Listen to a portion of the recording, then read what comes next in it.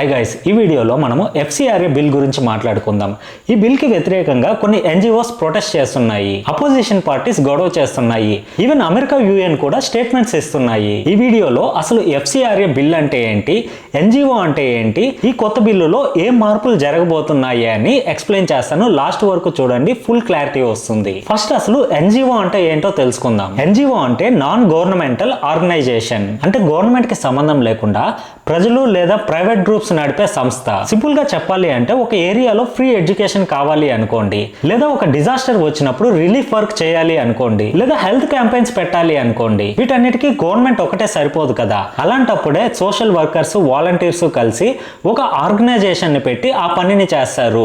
దీనినే NGO అంటారు. Example కి స్కూల్స్, హాస్పిటల్స్ రన్ చేయడం, orphanages, environmental protection, women rights, disaster relief ఇలాంటివన్నీ NGOలు చేస్తాయి. ఇండియాలో లక్షల్లో NGOs ఉన్నాయి, విలేజ్ లెవెల్ నుండి ఇంటర్నేషనల్ లెవెల్ వరకు. ఇప్పుడు ఇక్కడ ఒక ఇంపార్టెంట్ పాయింట్, ఈ NGOs అన్ని రన్ కావాలి అంటే వాళ్ళకి ఫండ్స్ కావాలి కదా.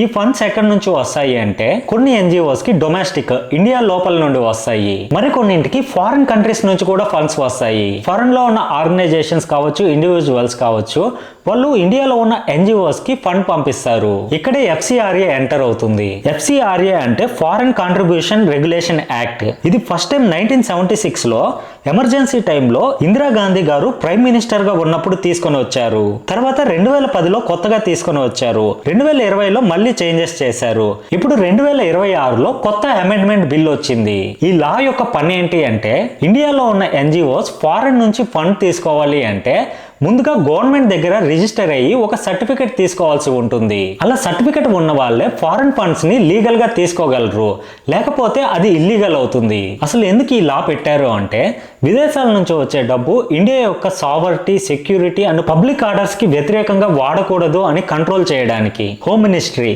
MHA ఈ చట్టాన్ని అమలు చేస్తుంది. సింపుల్ గా చెప్పాలి అంటే NGO కి FCRA ఒక పర్మిషన్ స్లిప్ లాంటిది. హోమ్ మినిస్ట్రీ వీళ్ళ బ్యాక్గ్రౌండ్ మొత్తం చెక్ చేసి వీళ్ళకి ఈ సర్టిఫికెట్ ఇస్తుంది. అది ఉంటేనే వీళ్ళు ఫారెన్ ఫండ్స్ తీసుకోవచ్చు, లేదంటే కుదరదు. ఆ రిజిస్ట్రేషన్ ఏ కారణం చేత క్యాన్సిల్ అయినా ఆ NGO కి ఇంకా ఫండ్స్ రావు. అలాగే ఈ రిజిస్ట్రేషన్ ని NGOs రెగ్యులర్ గా రెన్యువల్ చేసుకుంటా ఉండాలి. మార్చి 2026లో government foreign contribution regulation amendment bill ని లోక్సభలో పెట్టింది.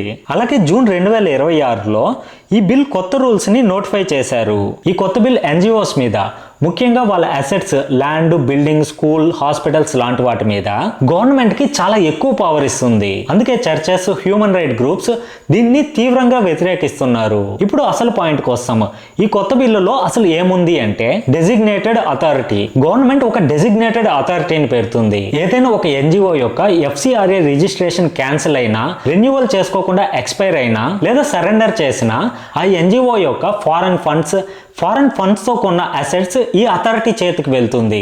సెక్షన్ 16A అసెట్స్ గవర్నమెంట్ చేతికి వెళ్ళిపోవడం, ఇదే మెయిన్ పాయింట్. రిజిస్ట్రేషన్ ఎక్స్పైరీ లేదా క్యాన్సిల్ అయిపోయిన వెంటనే ఆ NGO యొక్క అసెట్స్ టెంపరరీగా డెసిగ్నేటెడ్ అథారిటీ దగ్గరికి ట్రాన్స్ఫర్ అవుతాయి. ఒకవేళ ఆ NGO ఫ్రెష్ రిజిస్ట్రేషన్ పొందకపోతే టెంపరరీగా డెసిగ్నేటెడ్ అథారిటీ చేతిలో ఉన్న ఆ అసెట్స్ గవర్నమెంట్ చేతికి పర్మనెంట్ గా మారిపోతుంది. Minimum utilisation rule. కొత్త రూల్ ప్రకారం ఒక NGO కి FCRA రెన్యువల్ కావాలి అంటే లాస్ట్ 2 ఫైనాన్షియల్ ఇయర్స్ లో కనీసం 10 లక్షల రూపాయల ఫారెన్ కాంట్రిబ్యూషన్ ని వాడాల్సి ఉంటుంది. అంతకన్నా తక్కువ వాడితే సరిగ్గా పని చేయలేదు అని ట్రీట్ చేసి ఆ రిజిస్ట్రేషన్ ని క్యాన్సిల్ చేస్తారు. దీని వలన పెద్దగా ఖర్చు చేయని చిన్న NGOs యొక్క FCRA లైసెన్స్ కూడా క్యాన్సిల్ అయిపోయే అవకాశాలు ఉన్నాయి. జస్ట్ ఇమాజిన్ చేసుకోండి, ఒక NGO ఒక విలేజ్ లో ఫారెన్ ఫండ్స్ తో ఒక లైబ్రరీ కట్టింది. ఆ లైబ్రరీ కట్టడానికి 20 లక్షలు ఖర్చు అయింది అనుకుందాం. ఇప్పుడు ఆ లైబ్రరీని రన్ చేయడానికి ఒక ఇయర్ కి 4 lakhs ఖర్చు అవుతుంది అనుకుంటే, కొత్త రూల్ ప్రకారం 2 years లో ఫారెన్ ఫండ్స్ ని 10 lakhs వాడాల్సి ఉంటుంది. లేదంటే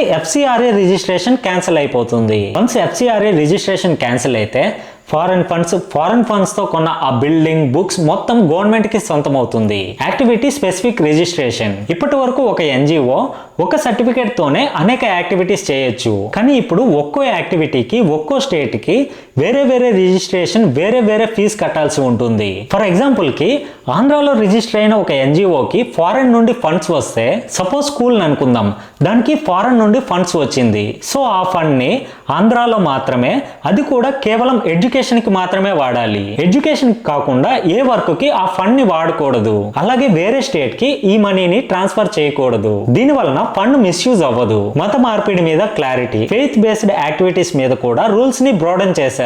రిలీజియస్ కన్వర్షన్ కోసం ఫండ్ ని వాడడం స్పష్టంగా నిషేధించారు. గవర్నమెంట్ ఈ బిల్ ని ఇంట్రడ్యూస్ చేయడానికి గల రీజన్ ఏంటి అంటే, నేషనల్ ఇంట్రెస్ట్ కి వ్యతిరేకంగా, డెవలప్మెంటల్ ప్రాజెక్ట్స్ కి వ్యతిరేకంగా, అలాగే ప్రొటెస్ట్లకి ఫారెన్ మనీని వాడడం, టెర్రరిజం ఫైనాన్సింగ్, మనీ లాండరింగ్ ని ఆపడానికి ఇది చాలా అవసరం. అలాగే మనీ ఆశ చూపించి మత మార్పిళ్లు చేస్తున్న వాటిని అరికట్టడానికి ఇది చాలా అవసరమని గవర్నమెంట్ అభిప్రాయపడుతున్నది. ఇంటర్నేషనల్ గ్రూప్స్, చర్చెస్ ఈ బిల్ ని ఎందుకు అపోజ్ చేస్తున్నారు అంటే, Christian organisations and welfare NGOs, churches, schools, hospitals, orphanages foreign funds తో రన్ చేస్తుంటారు. వీళ్ళు ఏమంటున్నారు అంటే, ఈ బిల్ మా రిలీజియస్ ఫ్రీడమ్ మీద, మా చారిటబుల్ వర్క్ మీద డైరెక్ట్ అటాక్ అని. North east India Christian council లాంటి గ్రూప్స్ నేషనల్ కన్సల్టేషన్ పెట్టి ఈ బిల్ కి వ్యతిరేకంగా వాయిస్ రేస్ చేస్తున్నారు. అపోజిషన్ పార్టీస్, లెఫ్ట్ పార్టీస్ వీళ్ళ పాయింట్ ఏంటి అంటే, నేషనల్ ఇంట్రెస్ట్ అనే మాట చాలా బ్రాడ్ గా, అన్క్లియర్ గా ఉంది. దాంతో గవర్నమెంట్ కి నచ్చని, క్రిటికల్ గా మాట్లాడే ఎన్జిఓస్ ని, యాక్టివిస్టులని టార్గెట్ చేయడానికి గవర్నమెంట్ ఈ లాని ఒక వెపన్ లాగా వాడుకుంటుంది అంటున్నారు. అమెరికా, యూకే,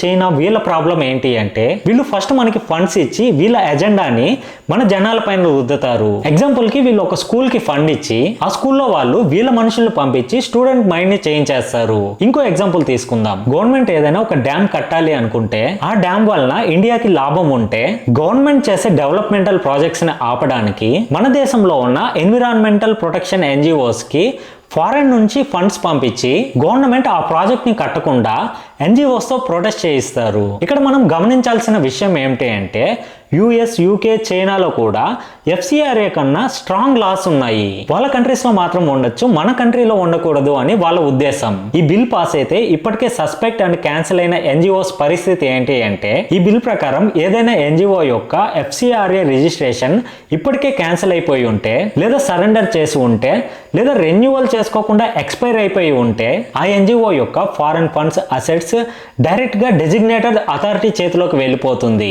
ఫస్ట్ ఇది టెంపరరీగా మాత్రమే. ఒకవేళ ఆ ఎన్జిఓ తిరిగి రిజిస్ట్రేషన్ పొందకపోతే ఇది పర్మనెంట్ గా మారిపోతుంది. ఆ తర్వాత గవర్నమెంట్ ఆ అసెట్స్ ని పబ్లిక్ పర్పస్ పేరుతో వేరే మినిస్ట్రీకి కూడా ఇచ్చేయచ్చు. సో ఫ్రెండ్స్, మీకు ఇది క్లియర్ గా అర్థమైంది అనుకుంటున్నాను. గవర్నమెంట్ ఏం చెప్తుంది అంటే, నేషనల్ సెక్యూరిటీ, ఫండ్ మిస్యూజ్ ని ఆపడానికి ఈ బిల్ అవసరము అని. మరోవైపు చర్చెస్, హ్యూమన్ రైట్ గ్రూప్స్ ఏం చెప్తున్నాయి అంటే, ఈ బిల్ వలన జెన్యూన్ గా సోషల్ వర్క్ చేసే వాళ్ళకి ప్రాబ్లం అని. గవర్నమెంట్ కి ఆపోజిట్ గా ఏం మాట్లాడినా వాళ్ళ రిజిస్ట్రేషన్ ని కావాలనే టార్గెట్ చేసి క్యాన్సిల్ చేస్తారని. నిజానికి జెన్యూన్ గా వర్క్ చేసే ఏ ఎన్జిఓకి ఈ బిల్ వలన ఎలాంటి ప్రాబ్లం రాదు అని నా అభిప్రాయం. మేబీ గవర్నమెంట్ కావాలనే ఎన్జిఓ యొక్క ఎఫ్సిఆర్ఏ లైసెన్స్ ని క్యాన్సిల్ చేస్తే ఆ ఎన్జిఓ అపీల్ చేసుకోవచ్చు. వన్స్ వాళ్ళు ఏ తప్పు చేయలేదని తెలిస్తే వాళ్ళ రిజిస్ట్రేషన్ కంటిన్యూ అవుతుంది. అలాగే వాళ్ళ అసెట్స్ అండ్ ఫండ్స్ వాళ్ళ దగ్గరే ఉంటుంది. యాంటీ నేషనల్ యాక్టివిటీస్ చేసే ఎన్జిఓస్, అలాగే రిలీజియస్ కన్వర్షన్ చేసే ఎన్జిఓస్ కి ఈ బిల్ ఒక చెక్ మేట్. సో ఫ్రెండ్స్, మీకు ఇది క్లియర్ గా అర్థమైంది అనుకుంటున్నాను. సో వీడియోని లైక్, షేర్, సబ్స్క్రైబ్ చేయండి.